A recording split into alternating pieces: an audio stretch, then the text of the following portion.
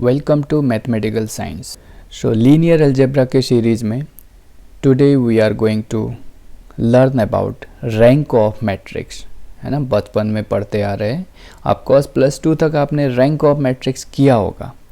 अगर नहीं किया होगा तो कोई दिक्कत नहीं है, हम यहाँ करेंगे, ठीक।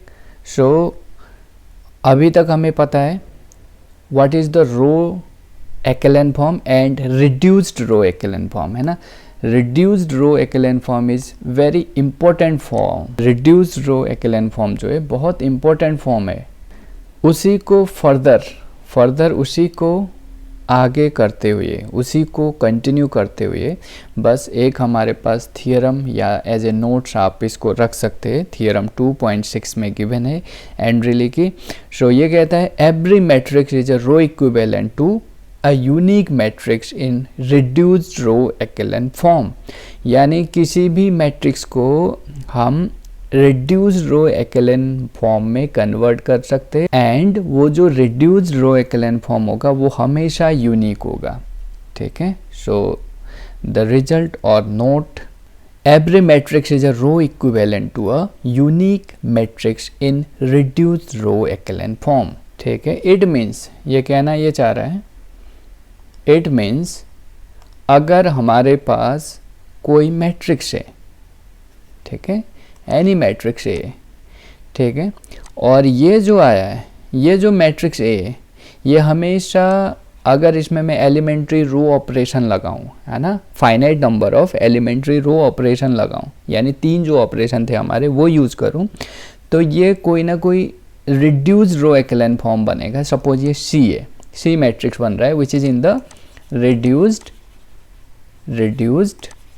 रो एक्लेन फॉर्म, क्लियर।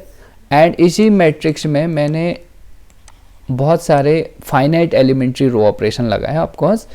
तो अब जो ऑपरेशन लगाने का हो सकता है, यहाँ पे R1 R2 and so on आया हो, यहाँ पे R'1 R2' and so on आया हो, है लगाना। लेकिन क्या है, हमें एलिमेंट्री रो ऑपरेशन लगाना है। तो इस पे इसको लगा के फाइनल RD आया सपोज ये मैट्रिक्स, और ये भी सपोज हमारा क्या है, रिड्यूस्ड रो एक्लेन फॉर्म ही है, दोनों रिड्यूस्ड रो एक्लेन फॉर्म है। तो वो कहता है C और D जो होगा वो सेम होंगे, है ना, वो यूनिक होंगे, क्लियर। जो भी final reduced row echelon form बनेगा वो चाहे एलिमेंट्री रो ऑपरेशन आपने कुछ लगा किसी तरीके से लगाया, आपने कुछ अदर तरीके से लगाया, है ना, किसी ने R1 R2 and so on लगाया, किसी ने R1' R2' and so on लगाया, है ना। यानी पहले किसी ने उसको 1 बनाया, किसी ने एलिमेंट्री सेकंड टाइप लगा के फिर उसको चेंज किया। तो हो सकता है आपके रो ऑपरेशन जो है, हमारे जो 3 ऑपरेशन है, वो कोई पहला लगाए, कोई थर्ड लगाए, कोई मतलब सेकंड वाला ऑपरेशन लगाए। बट जब ये सक्सेसिवली लगाते हुए जाएगा और फाइनली जब रिड्यूस्ड रो एक्लेन फॉर्म बनेगा, वो रिड्यूस्ड रो एक्लेन फॉर्म जो होगा वो सेम होगा, यूनिक होगा, है ना, वो एक ही बनेगा, है ना। तो ये कहता है ये result. So next definition is the definition of the rank. So suppose हमारे पास कोई मैट्रिक्स है, let A be a matrix Aij M cross N, कोई भी मैट्रिक्स ले लिया, ठीक है। अब यहाँ पे A कोई भी मैट्रिक्स होता है, ऑगमेंटेड मैट्रिक्स भी एक मैट्रिक्स ही है हमारा, ठीक है। कोई भी मैट्रिक्स हो सकता है, चाहे वो ऑगमेंटेड मैट्रिक्स हो या एनी मैट्रिक्स हो, चलो वो भी मैट्रिक्स होता है, तो उसको अलग से मैट्रिक्स नहीं बोलेंगे, वो भी मैट्रिक्स ही है ना। तो a matrix A, suppose this, then the rank of A is the number of non-zero rows in the unique reduced row echelon form. Unique reduced row echelon form that is row equivalent to A. Clear है। हमें क्या करना है, इसका एक reduced row echelon form बना लेना है, इसका एक reduced row echelon form बना लेना है, और उस reduced row echelon form के जो non-zero रो होंगे, number of non zero row होंगे, वही मैट्रिक्स की रैंक है, ठीक है। Then rank of matrix A is nothing but the number of non-zero rows in the reduced row echelon form. तो अब ये रिड्यूस्ड रो echelon फॉर्म किसका होगा? इस A का, है ना। Number of non zero rows in the reduced row echelon form of matrix A, या हम ये कह सकते हैं form that is row equivalent to A, ठीक है ना। तो कोई भी रिड्यूस्ड रो echelon फॉर्म के number of non zero row, कोई भी रिड्यूस्ड रो echelon, क्योंकि कोई भी इसलिए कह रहा हूँ क्योंकि ये तो यूनिक ही होगा, ठीक है। रिड्यूस्ड रो echelon फॉर्म के नंबर ऑफ नॉन जीरो रोज जो होंगे वही रैंक ऑफ मैट्रिक्स होगी। Clear? So for example just एक एग्जाम्पल देख लो। सपोज ये मेरा एक मैट्रिक्स है 1 2 4 2 4 8। क्लियर? अब दिख रहा है ये, अब दो नॉन जीरो रो है, तो इसका मतलब ये नहीं कि इसकी रैंक 2 होगी, है ना। हमें इसका रिड्यूस्ड रो echelon फॉर्म बनाना है। तो रिड्यूस्ड रो echelon फॉर्म बनाने के लिए हम क्या करते हैं, जस्ट इसको पाइवट किया, हमने रो ऑपरेशन यूज़ किया। सो 1 2 4 2 से मल्टीप्लाई करके इसको सबट्रैक्ट करते हैं, तो ये 0 0 0 आ रहा है। Now this is the pivot. Clear? This is the pivot and single pivot and this is the non zero row. Clear है? ये क्या है हमारा? नॉन जीरो रो आया है। तो कितने नॉन जीरो रो है? किसके? इसके नहीं ए के नहीं देखना है, हमें बी का देखना है, मतलब रिड्यूस्ड रो echelon फॉर्म का देखना है। So it's rank of matrix A is equal to of course 1, क्योंकि A की जो है सिंगल नॉन जीरो रो है रिड्यूस्ड रो echelon फॉर्म का। तो बहुत इजी है रैंक निकालना, ठीक है। A, अब इसकी रैंक करना है तो हमें सबसे पहले क्या करना है, इसको कन्वर्ट करना है reduced row echelon form.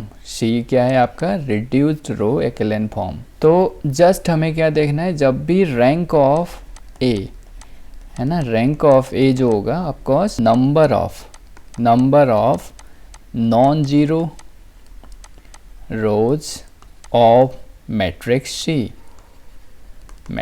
C। बस C के हमने नंबर ऑफ नॉन जीरो रो देखना है, या हम ये भी कह सकते हैं number of non zero pivot entry, है ना, number of non zero pivot entry of matrix C। Clear? अब नॉन जीरो पाइवट, वैसे पाइवट एंट्री तो हम नॉन जीरो ही बनाते हैं, so just number of pivot entry of C भी कह सकते हैं।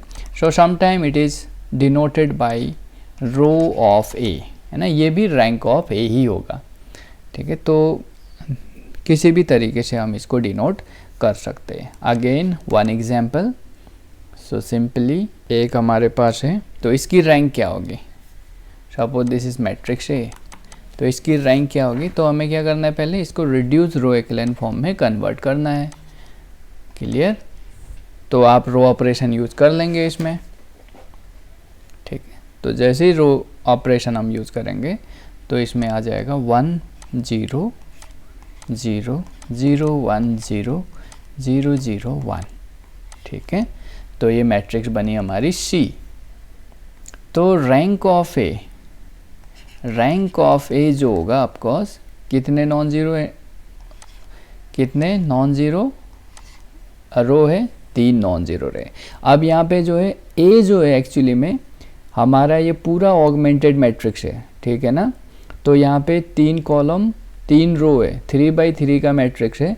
तो हमें जो पाइवट एलिमेंट जो देखना है यहाँ पे, या नॉन जीरो रो देखने हैं, सभी में देखना है, बियॉन्ड द ऑगमेंटेशन बार भी देखना है, क्योंकि तभी रिड्यूस रो echelon फॉर्म कहता है कि जब हम गॉस जॉर्डन मेथड से जब इसको रिड्यूस रो echelon फॉर्म बनाए, तो एलिमेंट्री रो ऑपरेशन जो है बियॉन्ड द ऑगमेंटेशन बार भी यूज़ करें, है ना, यहाँ भी 1 बनाना होता है, तभी उसको रिड्यूस रो एक्लेन फॉर्म बोलते हैं ना।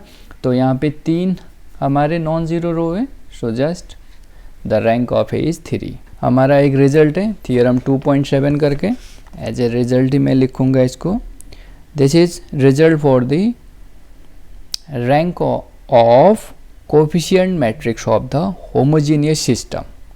ठीक है, let A X is equal to 0, ये होमोजीनियस सिस्टम है। ठीक है, and of course here suppose this A is equal to A I J M cross N, where N is the number of unknown, then अगर ऐसा है number 1, अब ये homogeneous का है, हम इसको रैंक के through, this is the real application of the rank, ये जो रिजल्ट बता रहा है ना, रियल एप्लीकेशन, जो रैंक का जो एप्लीकेशन है वो दे रहा है हमें। ठीक है, रैंक को देखते हम डायरेक्ट बता सकते हैं सिस्टम के पास सॉल्यूशन है या नहीं है। क्लियर है, सिस्टम के पास सॉल्यूशन, अब ये तो होमोजीनियस है तो हमेशा सॉल्यूशन होगा, तो सॉल्यूशन किस टाइप के होंगे इसके पास, ट्रिवियल और नॉन ट्रिवियल। तो दोनों के केस में हम बता सकते हैं रैंक को देखते हुए। देखो, अगर रैंक ऑफ ए जो हो गया वो मेरा n से कम हो गया, सिस्टम है ए एक्स इज इक्वल टू 0, तो इस केस में अगर रैंक ऑफ ए अगर लेस देन n है तो हम बोल सकते हैं यहाँ पे then system has infinite number of solution और नॉन ट्रिवियल सॉल्यूशन, एक ही बात है।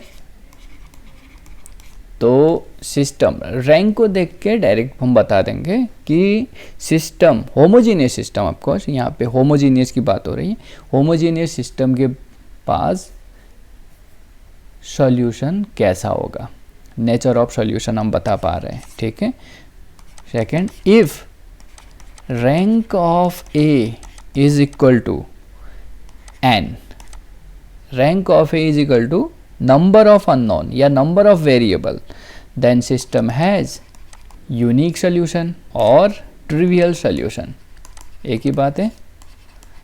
ठीक है ना, तो अगर rank of A is equal to n आ गया, सिंपली थिंक करो, rank of A is equal to n आ गया, it means number of non pivot column उसमें होगा ही नहीं, number of non pivot column यानी number of non zero row, number of non zero row कितने होंगे, n होंगे एग्जैक्टली, तो कॉलम भी n ही है ना, number of non zero row कितने होंगे, n होंगे, और कॉलम भी एग्जैक्टली n ही है। तो इसमें क्या होगा, तो नॉन पाइवट जो कॉलम बनेगा वो बनेगा ही नहीं, है ना, सारे पाइवट कॉलम होंगे। तो सारे पाइवट कॉलम होंगे तो इसके पास कोई भी फ्री वेरिएबल नहीं होगा, तो फ्री वेरिएबल नहीं होगा तो इसके पास यूनिक सॉल्यूशन होगा, ट्रिवियल सॉल्यूशन होगा। ठीक है, तो इस लेक्चर में इतना ही, तो नेक्स्ट लेक्चर में मिलेंगे इसके एप्लीकेशन के साथ, है ना, लीनियर कॉम्बिनेशन में। ठीक है, of course application of the Gaussian elimination and Gauss Jordan and of course rank का भी यूज करेंगे वहाँ पे। आज इतना ही, मिलते हैं नेक्स्ट वीडियो में, तब तक के लिए बाय बाय।